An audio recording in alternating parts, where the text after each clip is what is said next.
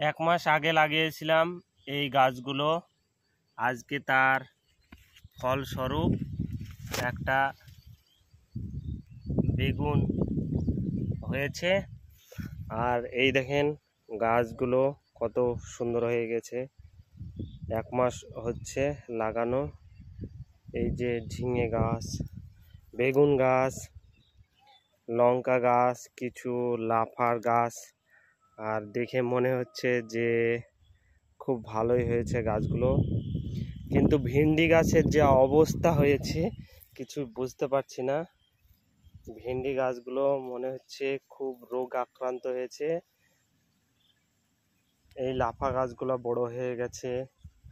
শশা গাছ আর ওই ঝিঙে গাছগুলোতে মাচা করে দিতে হবে। মাচা করে দিলে ঝিঙে ভালো ফলন দেয় আর ঝিঙে ভালো হবে। আর এই হলো করলা, যেটা একটা গাছ হয়েছে আর দুটো তিনটে মারা গেছে। যে গাছগুলো মারা গেছে সে গাছগুলোকে আবার লাগাতে হবে।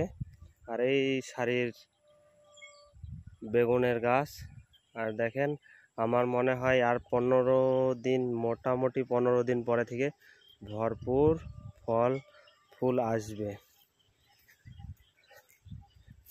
এই দেখেন ফুল এসেছে সব।